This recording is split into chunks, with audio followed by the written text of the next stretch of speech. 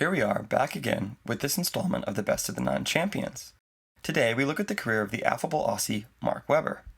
Of course, he is affable to some, and to others he is known for his gruff and straightforward persona, as well as his hard work, determination, and skill on the track.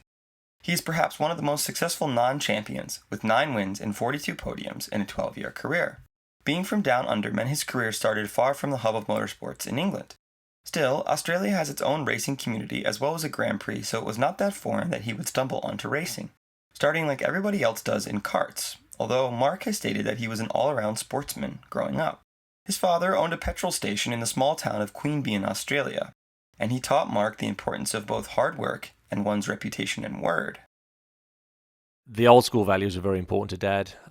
Simple things like even, finishing a meal at the table. Mum's prepared the food. She's gone to a lot of effort for that. And we've sat down, and it's important you finish your meal. All these little things and the pleases and thank yous and good handshakes and all those things which were important to Dad. And also I remember when I did my plumbing apprenticeship, believe it or not, I did that. And he's like, well, mate, you've got to, I want you to do your best, because this is, being a small town, people talk and the word gets around if you don't apply yourself properly. Once Mark became involved with motor racing, he worked hard winning competitions in Australia, and like all the subjects of these videos, as Mark rose in the ranks, he had to secure financing to race in Formula Ford and other junior categories above karting. Last year, Mark Webber was shopping around for sponsors to support him through the Australian Formula Ford Championship. He, like so many, had hopes and dreams of going to the top. In this sport, that's Formula One. Webber took on Australia's best young hopefuls, impressing all the way. Webber wants an enormous amount of ground. He ducks down the inside and he will lead the opening lap after starting from 8th on the grid. His efforts drew attention overseas. An invitation to Brands Hatch in England followed for the Formula Ford Festival race. When I just started getting involved in motor racing, when I started karts in 1991, and I used to love Donington and Brands Hatch, and I just loved to watch the Grand Prix around there, so now that I'm here actually racing on these circuits, it's a real buzz. There were more than a few difficult moments for Webber, and if it were not for some timely donations and sponsorships, he might not have made it. In one instance, David Campese, a rugby league player, gave him some money to continue his career. He also secured a very important sponsorship from Australian Yellow Pages that again sustained him through the lean periods of his racing. You have the ups and downs, and I think the people who can pull through those ups and downs is the people who come out on top, so you've got to keep your head up whatever happens. Also, in an effort to further his career, he stepped out of the traditional route of open-wheel race cars and raced Le Mans cars for Mercedes-Benz. Mark said this experience taught him some tough but valuable lessons. Remember when I first signed for Mercedes-Benz as a professional, so I'm now on 150 thousand German Deutschmarks, which is whatever 30, 40 grand a year, which is like, this is just unbelievable. I'm now getting paid to do my job, and now I've got to, this is like, I remember saying, there was nearly a line that come out like, inside the house, like, I've made it, and Anne and Dad quickly was like, you have done fuck all, mate, at the moment. Like, this is not even, this is you haven't even started. But in your head, you say, because you've worked so hard to get to that point to find sponsorship and all those type of things. So anyway, I went on this training camp, and I got smoked. Like, I were in altitude in Austria, and like they're skiing and they're doing these walks, and I'm just like, God, all these Europeans are flying. And I'm like, this is never, ever, ever going to happen again, ever in my life, that I'm going to be exposed in something I can control and I can put the work in. And from that day, I just said, bring those type of environments on, because that's something that I just loved, preparing myself day in, day out for the gaps where I wasn't the most skillful behind the wheel in many instances, but in terms of my fitness levels, I was never going to be caught out with that side of it. He also faced one of 2 major accidents in his career. While prepping for Le Mans, he crashed his car going airborne and over the railing. He walked away unscathed except for bumps and bruises, but he continued to race. If anyone faced something like this and quit racing, I would have nothing but respect for them. Speed, and I did flip and did saw the sky on the ground and the sky on the ground, so it was a horrible experience, and the car was very, very good in terms of the impact. It's very, very safe, but obviously those cars were dangerous. Mark soldiered on until getting his first chance in F1 at age 25. He raced for fellow Australian Paul Stoddart. Stoddart was in the aviation business, buying and selling planes and plane parts, and even owning his own airline. Of course, Stoddart's team was a minnow in the world of F1, but this did not stop Mark from finishing 5th in his home Grand Prix with the little minnow team on his F1 debut. I would say that that's a dream start, and the Aussies in attendance took it as if he'd won the world title. Focus on these last few corners to make an historic debut performance. Well, when Mark Webber steps out of this car, I hope he hasn't got a girlfriend, because every woman in Australia will want to have a bit of Mark Webber tonight. Here he comes through the last two corners now, turns 15 and 16, and what a cheer, what a reception Webber is receiving here. The efforts of Paul Stoddart with the tiny Minardi team brought to fruition on his debut by the 25-year-old Australian who's raced in the UK, raced in Europe over the last few years, fought his way into Formula One. Well done, everybody. Fantastic job. Well done. Oh, that is just a dream to Mark Webber. Michael Schumacher might be the winner of today's race, but there is nobody happier than Mark Webber in fifth. Jim, I'm just the proudest guy in Australia today. I really, really am. I mean, you guys know more than anything how much I dreamed of something like this. And what a place to do it here in Australia.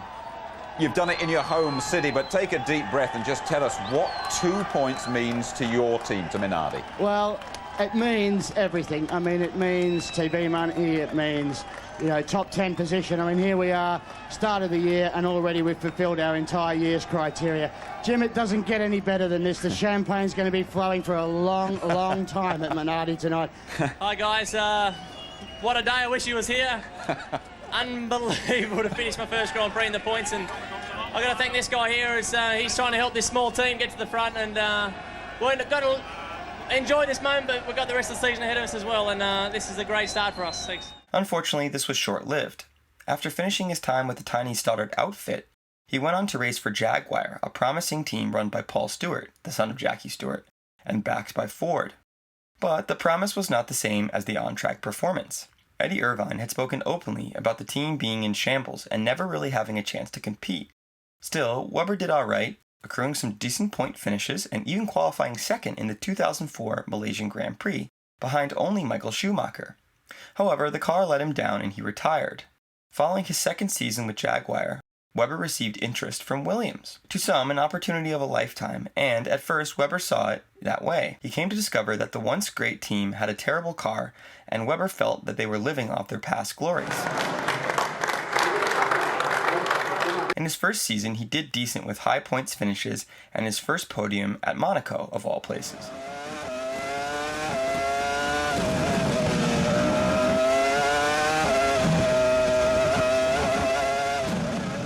However, the second season was a nightmare. Many retirements and a souring of his relationship with Sir Frank Williams and Sir Patrick Head had him burnt out on F1.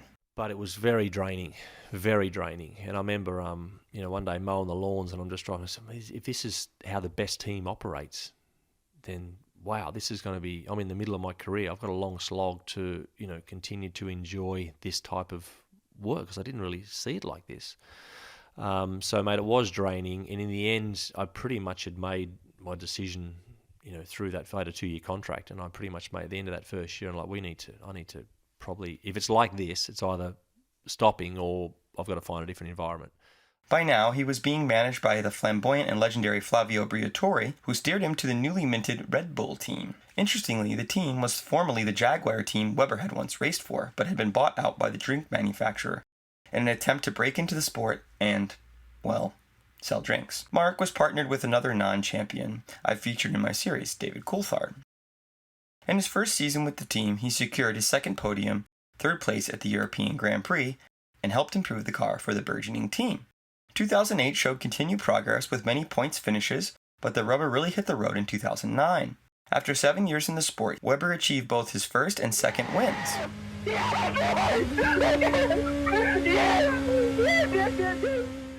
He also got 6 podiums and finished 4th in the Drivers' Championship.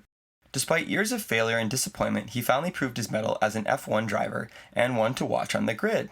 The momentum continued into the 2010 season, where Red Bull really hit their stride. This was perhaps Mark's best shot at a championship. He got his maiden win at Monaco, as well as 3 other wins and 6 podiums. Webber also faced the second of his 2 horror crashes when he collided with Heikki Kovalainen at the European Grand Prix in Valencia. Closes down on the back of the Lotus. There was no time to react. That's what I wonder. I'd just like to know what's inside your mind. Do you hold Mark totally blameless? Yeah, I think Mark is blameless for that. I mean, he could have gone to the one side, but I think just he wasn't able to judge how early Kovalainen was going to brake, and it's like they're in a different formula today. Did he come on the radio once the car came to a stop to let you know he was okay, or did he just jump out? No, he threw the steering wheel out of the car, and at that point you don't hear much. Again, if someone decided to walk away from the sport after this, they would certainly have my respect. The season went down to the wire with 4 drivers in the mix for the title. In the end, Vettel won his first World Drivers' Championship. Webber, Alonso, and Hamilton were hot on his heels, but the German squeaked by with a win in Abu Dhabi. Webber felt that he could have won, but, not for some, in his eyes, hanky-panky and favoritism showed towards Vettel, a theme that would continue on later. Webber and Vettel had a collision that was avoidable at the Turkish Grand Prix that had Horner furious. Mark was able to hold on and get second while Vettel retired. Helmut Marko, head of Red Bull development, blamed the incident on Mark when it seemed that Vettel was at fault. This only grew tensions between the two drivers and inside the team. Reportedly, Horner was so sick of the infighting that he took the two drivers to a children's cancer ward so that they could learn some humility. Webber finished third behind Vettel and Alonso in the World Drivers' title, his best finish in F1 and perhaps his best chance to win a World Drivers' title. The 2011 season saw Webber finish third again, however, he only got one win on the last race in Brazil. Still, he only had one retirement and never finished below 5th the whole season, and scored 9 podiums. 2012 was a down year. The continued dominance of his teammate Vettel overshadowed Mark. But Mark still won Monaco for a second time and the British Grand Prix. Reportedly, he was disillusioned with the Pirelli tires and his inability to speak out against them because of the politics and money involved in the sport. Webber himself had admitted that he talked straight with people, did not like, at times, being muzzled when it came to expressing his frustrations. Anyway, what I like so much about Webber, even if he didn't have as good a year in 2012, or in the end win a championship, is he put in performances at some of the sport's showpiece races. He never gave up or gave in.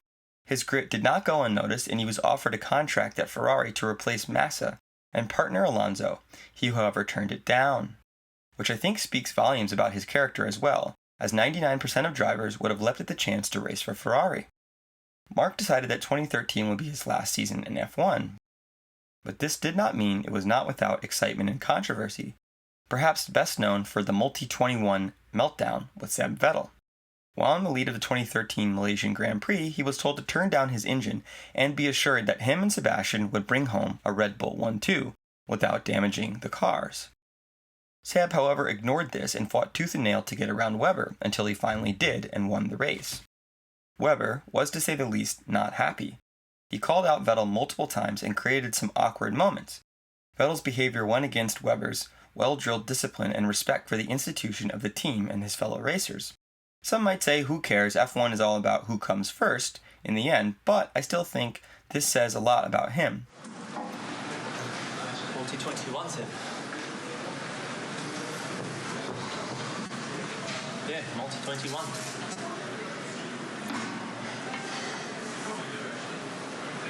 Was controlling the race and getting everything in place really towards the back end of the race. Obviously I had to mark Lewis off a little bit in the middle there, and then after this last stop, obviously the team told me that the race was over, and we turned the engines down and we go to the end. So I won a race as well, but in the end the team made a decision, which we always say before the start of the race is probably how it's going to be. We look after the tyres, get the car to the end, and in the end Seb made his own decisions today, and we'll have protection as usual, and that's the way it goes. His final season saw him finish third in the Drivers' Championship behind Seb and Fernando, and he didn't even win a single Grand Prix. I'd say he was in pretty good company. He became emotional in his final Grand Prix in 2013. Well done, mate. It's a fantastic career. It's been brilliant working with you. You can be proud of everything you've done, because we certainly are. Well done.